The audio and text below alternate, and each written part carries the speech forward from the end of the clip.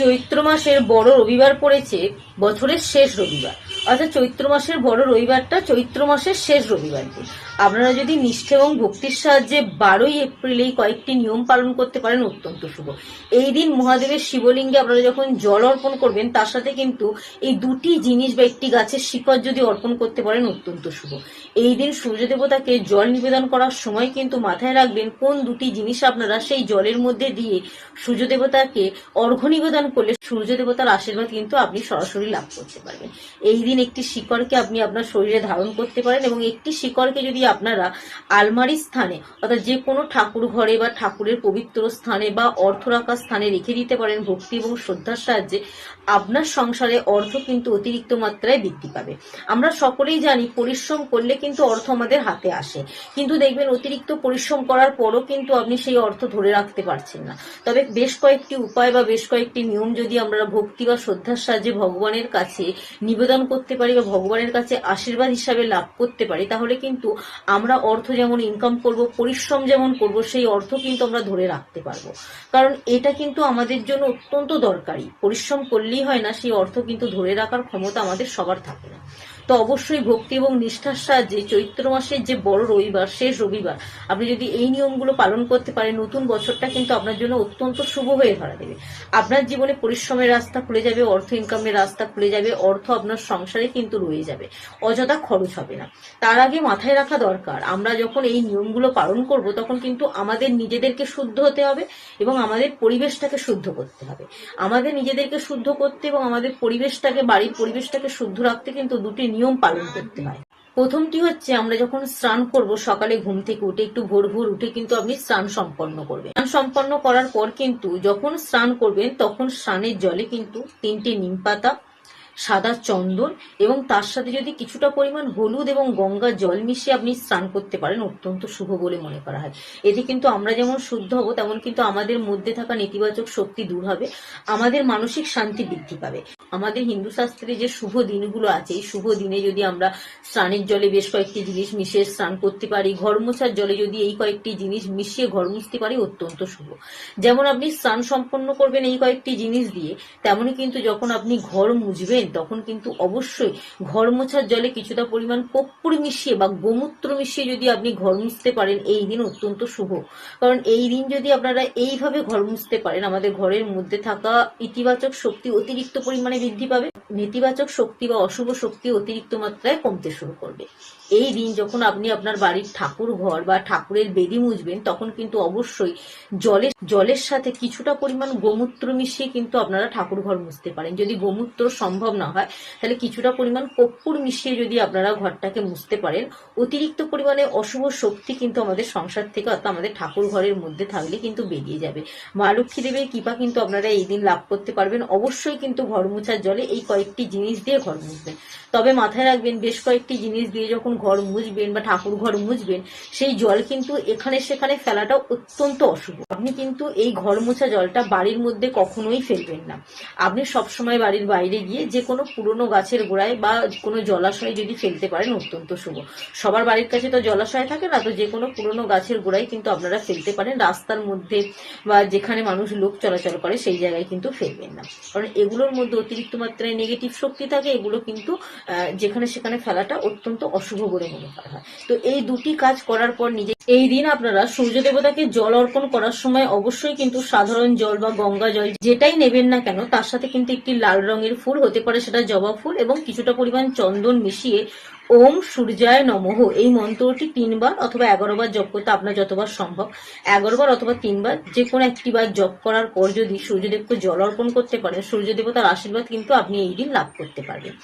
এই দিন আপনারা অবশ্যই কিন্তু শিবলিঙ্গে জল অর্পণ করবেন। জল অর্পণ করার পর যদি 108টা বেলপাতা, নিখুঁত বেলপাতা আপনারা অর্পণ করতে পারেন এবং যে কোনো একটি মনের ইচ্ছা যদি মহাদেবের কাছে ব্যক্ত করতে পারেন তাহলে কিন্তু সেই ইচ্ছা খুব সহজেই পূরণ হয়।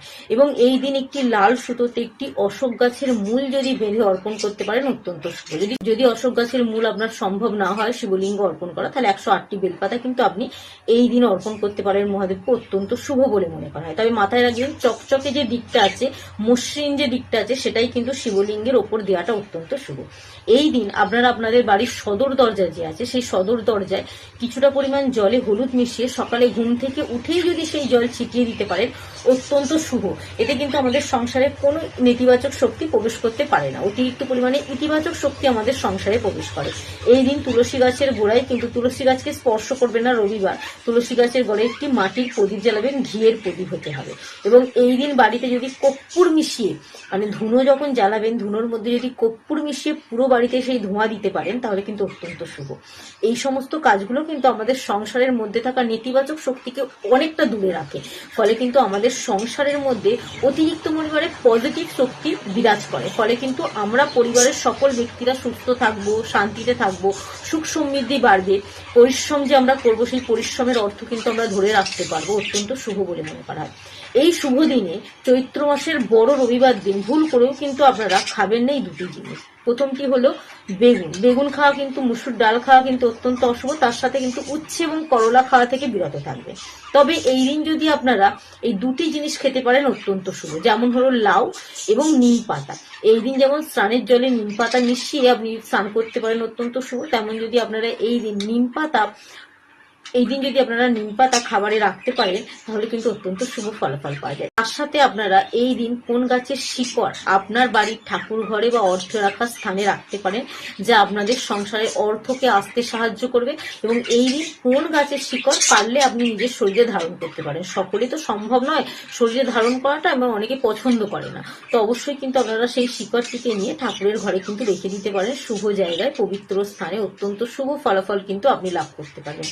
তার আগে কিন্তু মহাদেবের শুভ সংখ্যাগুলির মধ্যে 108 সংখ্যাটি অত্যন্ত শুভ। আপনি মহাদেবের যদি আশীর্বাদ লাভ করতে চান অবশ্যই কিন্তু কমেন্ট বক্সে 108 সংখ্যাটি 3 বার লিখে যেতে ভুলবেন না, যা আপনাকে মহাদেবের আশীর্বাদ লাভ করতে সাহায্য করবে।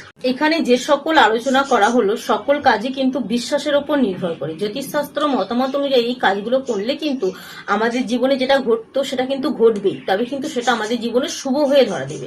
আমরা যেটা করতাম, যেটা আমাদের জীবনে শুভ ঘটতো, সেটা আরো শুভ যাতে করতে পারি, যাতে আমরা আরো ভালো থাকতে পারি, তার জন্য কিন্তু এই বেশ কয়েকটি নিয়ম আমাদের মানাটা দরকারি। তবে বিশ্বাস থাকলেই, ভক্তি থাকলে তবেই কিন্তু কাজগুলো করতে যাবেন। এর সাথে কিন্তু আপনারা এই দিন বাড়িতে নিম গাছ এনে বসাতে পারেন, তবে নিম গাছ এনে বসাবেন বাড়ির বাইরে উত্তর পশ্চিম কোণ করে, কারণ এই নিম গাছ যদি বাড়ির উত্তর পশ্চিম কোণ করে বসাতে পারেন বাড়ির মধ্যে আসা নেতিবাচক শক্তিকে কিন্তু সে বাড়ির মধ্যে প্রবেশ করতেই দেবেন না, অত্যন্ত শুভ। বাড়ির পরিবেশকে শুদ্ধ রাখে কিন্তু এই নিম গাছ। তো অবশ্যই কিন্তু আপনারা এই দিন একটি বাড়ির উত্তর পশ্চিম কোণ করে বাড়ির বাইরে নিম গাছের চারা লাগাতে পারেন।